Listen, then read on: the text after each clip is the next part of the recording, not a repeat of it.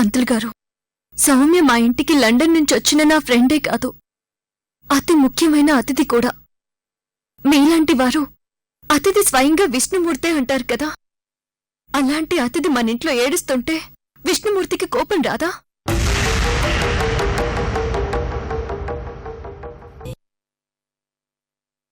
లేదు, ఆ అర్చనకు మతిపోలేదు. ఆ ఫారెన్ డాక్టర్ చెప్పిందే నిజంలా ఉంది. ఆ అర్చనలో ఏదో పవర్ ఉంది. ఆ ముసిలి అశోకవర్మను చంపటం, నమ్మించటం రెండూ తేలికే. కానీ అర్చన విషయంలో ఆ పప్పులు ఉడకటం చాలా కష్టం. ఆ అర్చన నిజంగా మతిపోయిందే అయితే లాయర్కే గుర్తుకు రాని లాలో సెక్షన్స్ గురించి మాట్లాడి అంతలా గడగడలాడిస్తుందా?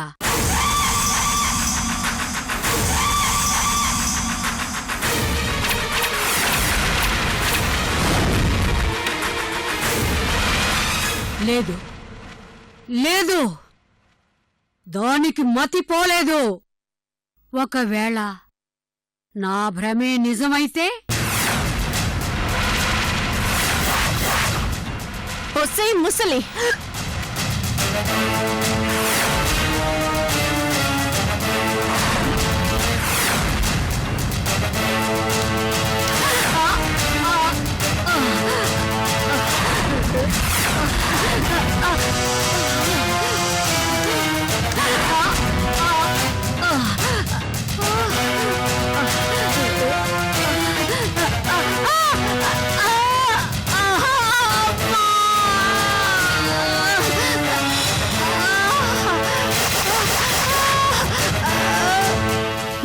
నమ్మక ద్రోహం చేసేంత అన్యాయం మేము మీకు చేయకపోయినా దురాశతో నువ్వే నీ పిల్లల్ని రెచ్చగొట్టావు.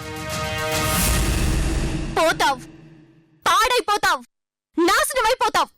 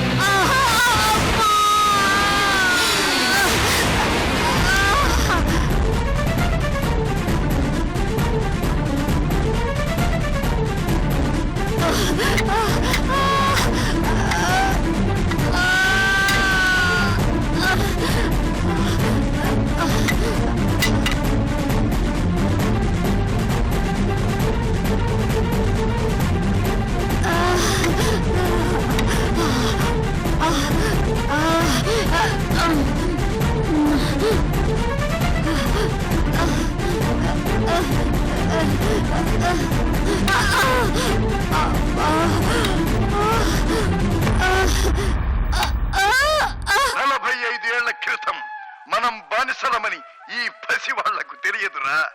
గురుజాడంటే బెజవాడ పక్కన ఒక ఊరని, మహాత్మా గాంధీ అంటే ఒక తాతని మాత్రమే వీళ్లకు తెలుసు. ఈ పసివాళ్లు పెద్దవాళ్ళయ్యేసరికి జాతి కోసం వాళ్ళ బాధ్యత వాళ్లకు తెలియాలి. అందుకే ఈ మహనీయుల కథలు సుప్రభాతంలా రోజు వినిపించాలి. అబ్బబ్బబ్బబ్బబ్బా, సూపర్ అన్నా. అభినయమన్నా అందమన్నా నీదే అన్నా. ఈ మధ్య ఏమీ తెలియని వాళ్ళు కూడా గొప్ప గొప్ప నటులు అనుకుంటున్నారు. నువ్వొక్కసారి మళ్లీ పుట్టి ఈ జనరేషన్ కూడా నటనంటే ఏంటో చూపించాలన్నా.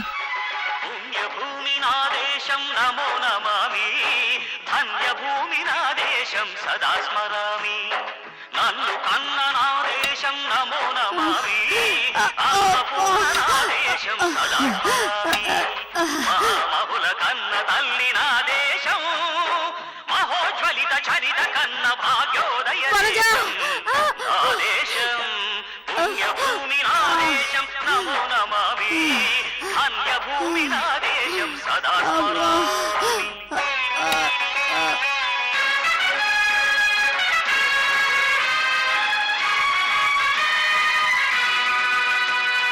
అదిగో ఛత్రపతి భజమెత్తిన ప్రజాపతి మతోన్మాద శక్తులు చురకత్తులు ఛడిపిస్తే మానవతుల మాంగళ్యం మడత కలుపుతుంటే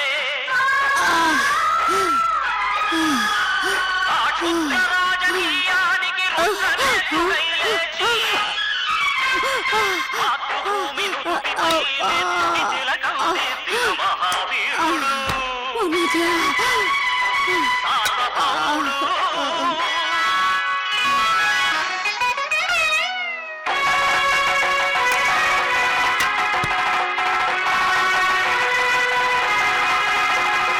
అడుగో హరిభయంకరుడు కట్ట బ్రహ్మణ,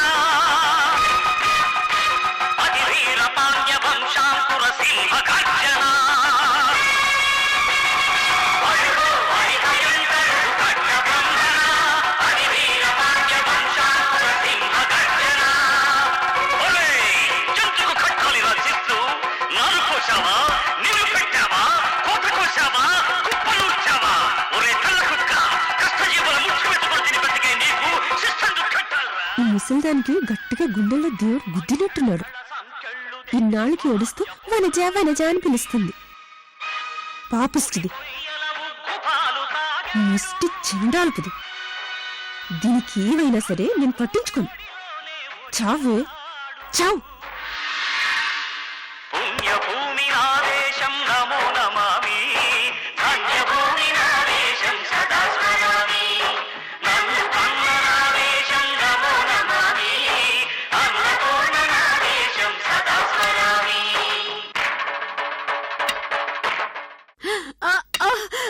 అయ్యో అబ్బా,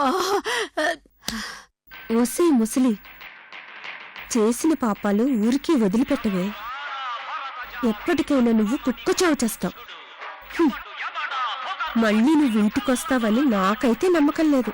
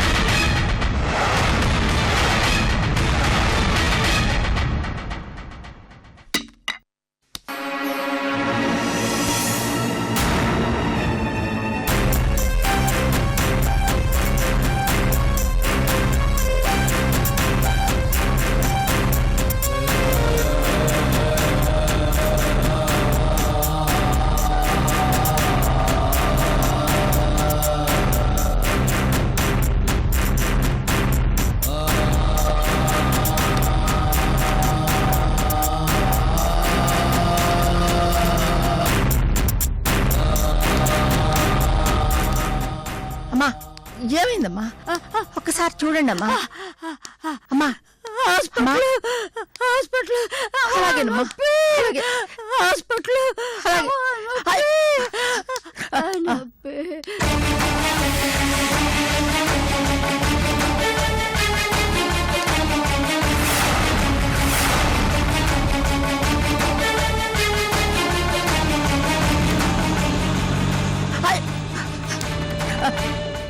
ఆటో ఆటో.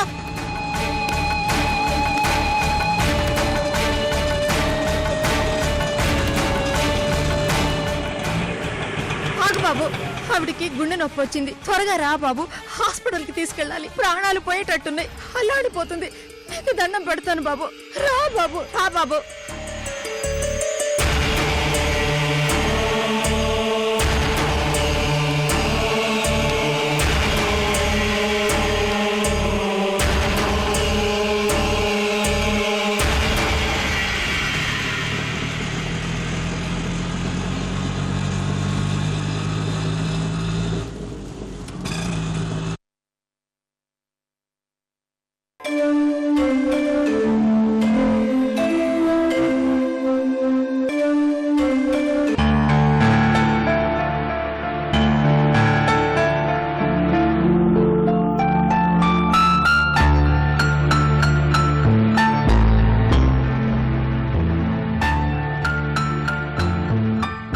సౌమ్య, సమస్యలకి చావే పరిష్కారం అయితే ఈ భూమి మీద మనుషులు ఎక్కువ తిరిగేవాళ్లు కాదు.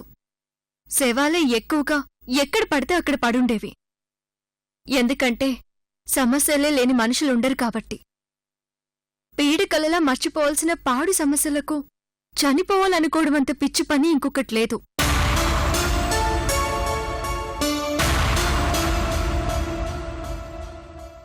సౌమ్య, చీడపురుగు కుట్టిందని ఏడుస్తూ కూర్చోవద్దు. చీ అంటూ దులిపేసుకుంటూ పోవాలి. భవానీ లాంటి చీడపురుగుల్ని చంపేసుకుంటూ మన సమస్యని మనమే పరిష్కరించుకోవాలి. మనం నీరసంగా ఉంటే మన నీడ కూడా మనల్నే భయపెడుతుంది. అదే బలంగా ఉంటే చావు కూడా భయపడుతుంది.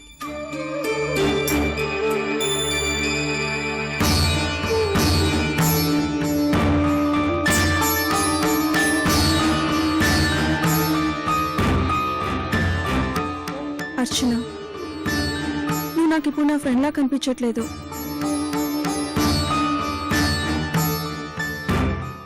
ఒక దేవతలా కనిపిస్తున్నావు. నిజం అర్చన, కేవలం నీ ఆకారంలోనే అర్చన కనిపిస్తుంది. కానీ నువ్వు చూపే ప్రేమలో, నువ్వు చేసే పనిలో, నీ మాట తీరులో, నీ నడకలో, నీ హెయిర్ స్టైల్లో, నీ డ్రెస్లో ఎక్కడ నా లండన్ ఫ్రెండ్ అర్చన కనిపించట్లేదు.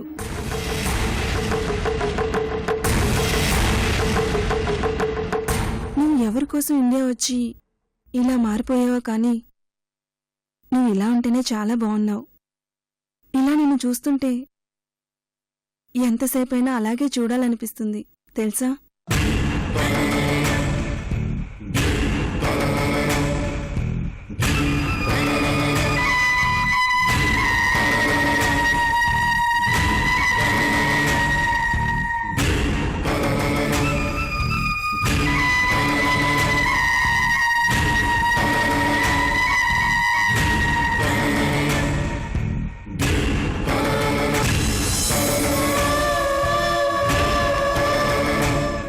నాకు నువ్వు రోజు సర్వీస్ చేస్తుంటే మా అమ్మాయి గుర్తొచ్చేది. మా అమ్మాయి నాకు ఇవన్నీ చేస్తుందనిపించేది. అందుకే అంత పెద్ద షాక్ నుండి ఇంత త్వరగా కోలుకున్నాను. మళ్ళీ మామూలు మనిషిని కాగలిగాను. నీ ఇలాంటి ఫ్రెండ్ నాకు దొరకడం నిజంగా నా అదృష్టం.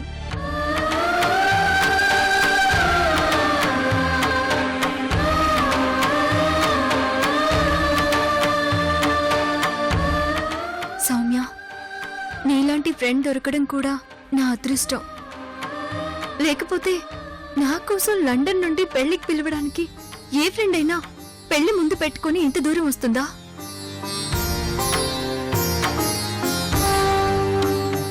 నిన్ను నేను అలా చూసుకున్నాను, ఇలా చూసుకున్నాను అంటున్నావు. కానీ నా మూలంగానే నీకిలా జరిగింది. మా దగ్గర పని చేసే మనిషే నిన్నిలా చేశాడు. నేనే కరెక్ట్ టైంకి ఎయిర్పోర్ట్కి వచ్చుంటే ఇలా జరుగుండేది కాదు. నువ్వు నేను చేసిన సర్వీస్ని గొప్పగా గుర్తు చేసుకుంటున్నావు. అది నీ గొప్పతనం. కానీ నా కోసం లండన్ నుంచి ఇండియాకి వచ్చి నువ్వు కోల్పోయిన జీవితాన్ని, ఆనందాన్ని నేను నీకెంత చేసినా తిరిగి ఇవ్వలేను. సౌమ్య, అందుకే ఒక ఫ్రెండ్గా నువ్వే నన్ను క్షమించు. అర్చన, ఇప్పుడు నువ్వు నా మనసులో, నా పక్కనున్న ఫ్రెండ్ స్థానంలో లేవు. ఎక్కడో అందనంత ఎత్తులో ఉన్నావు. చాలా గొప్పదానివైపోయావు అర్చన. మరీ అంతలా పొగిడి నన్ను నీ నుంచి దూరం చేసావనుకో, నేను చాలా ఫీల్ అవుతాను. ఆ, ఎప్పుడూ నిన్ను నీ ముందు పొగడ్ను, కానీ వేరే వాళ్ళ ముందు పొగుడతాను. సరే, నీ ఇష్టం. నువ్వు హ్యాపీగా ఉండడమే నాకు కావాల్సింది. నీకేది నచ్చితే అది చెయ్యి. ఎలా నచ్చితే అలా ఉండు. అలాగే అర్చన. ఆ, నీతో మాట్లాడాలి సౌమ్య. నాతో రా. ఉమ్.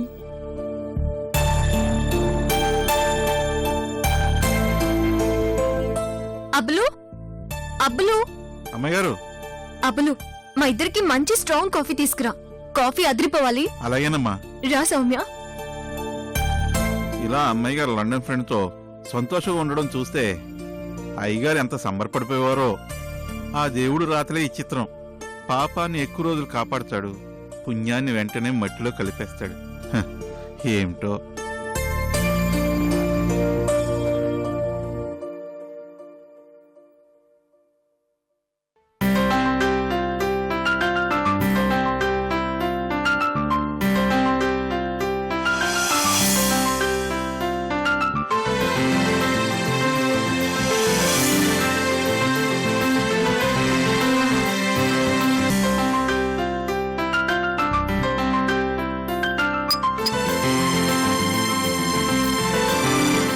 అర్చన, నాతో ఏదో మాట్లాడాలన్నావు, అదేంటి? ఆ, సౌమ్య, ఇప్పుడిప్పుడే కోలుకుంటున్న నీకు ఒక విషయం గుర్తు చేయడం ఈ టైంలో రైటో రాంగో నాకు తెలీదు. పర్వాలేదు అర్చన, నువ్వు దేని గురించి చెప్పినా నేను ఫీల్ అవను. చెప్పు. నీ మ్యారేజ్ డేట్ దగ్గర పడింది.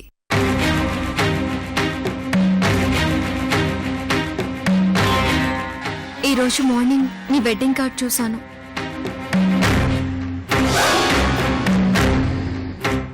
నువ్వు ఎయిర్పోర్ట్లో ల్యాండ్ అయిన తర్వాత నీ వుడ్ బి శరత్కి ఫోన్ చేసి ఇండియాలో ల్యాండ్ అయ్యానని చెప్పావా? పోనీ హాస్పిటల్ నుండి నువ్వు డిశ్చార్జ్ అయ్యాక ఎప్పుడైనా నువ్వు శరత్తో మాట్లాడావా? అయ్యో, పెళ్లి దగ్గరలో పెట్టుకుని కనీసం ఫోన్లోనైనా టచ్లో లేకపోతే బాగుండదు కదా సౌమ్య.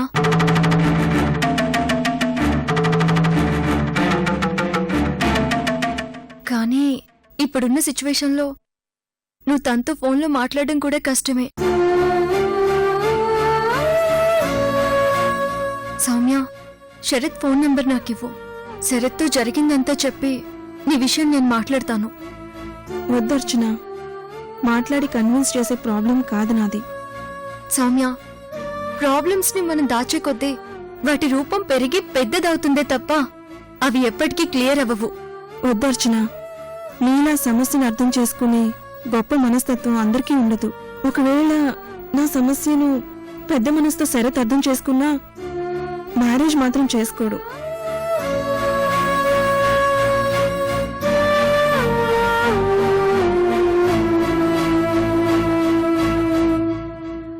అలా ఎందుకు అనుకుంటున్నావు సౌమ్య? తనకి నిజం చెప్పకుండా మనమే ఏదో ఊహించుకుంటే అది మన తప్పే అవుతుంది.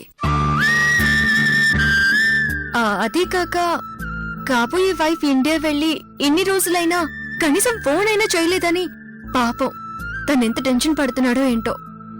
ప్లీజ్ సౌమ్య, నీకేం కాదు, నేనున్నాను కదా. నేను శరత్తో మాట్లాడి మీ ఇద్దరి పెళ్ళయ్యేలా చూస్తాను.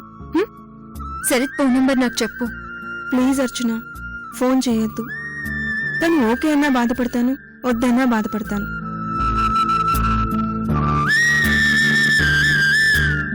ఆగు సౌమ్య, సమస్య నుంచి ఎంత దూరం పారిపోవాలని నువ్వు ప్రయత్నించినా అది నీ వెంట తరుముకుంటూనే వస్తుంది. ఎందుకంటే అది నీకు సంబంధించిన సమస్య కాబట్టి. సమస్యని ఎంత తొందరగా క్లియర్ చేసుకుంటూ వెళ్తే మనకంత మంచిది సౌమ్య. నీకొక నిజం చెప్పనా? నా చుట్టూ అన్ని సమస్యలే ఉన్నాయి, పరిష్కారాలు అస్సలు లేవు. ఎన్నో ప్రశ్నలున్నాయి, సమాధానాలు లేవు. చివరికి నాకు నేనే ఒక పెద్ద సమస్యగా తయారయ్యాను. నీకు తెలుసా?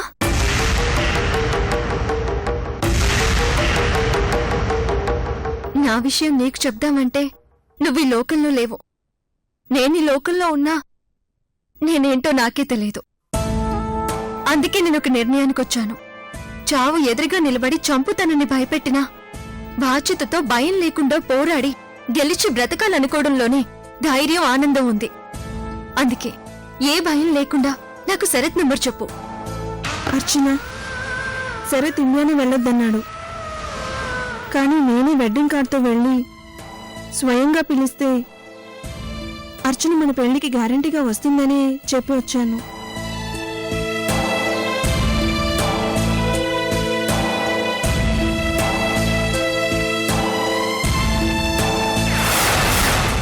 మన పెళ్లికి అర్చనతో కలిసి సంతోషంగా లండన్ తిరిగి వస్తానని చెప్పి ఇప్పుడు చెడిపోయి నేను ఎలా చెప్పాలి?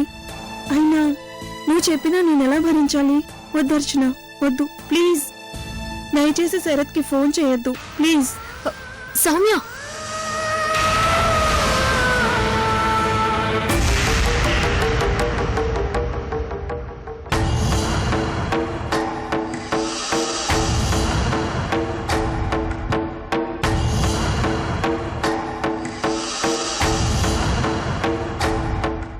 అర్జునలా సౌమ్య ఫ్రెండ్లా నేను తన గురించి మాట్లాడుతున్నాను కానీ సౌమ్య నన్ను నేను చేసే పనిలో, నా మాట తీరులో, నా హెయిర్ స్టైల్లో, నా డ్రెస్సింగ్ స్టైల్లో, నా ప్రవర్తనలో ఎక్కడా లండన్ నుంచి వచ్చిన సౌమ్య ఫ్రెండ్లా కనిపించడం లేదు అంటోంది. అంటే నేను అర్జునను కానా? వీరెవరినోనా? ఎలా తెలుసుకోవాలి?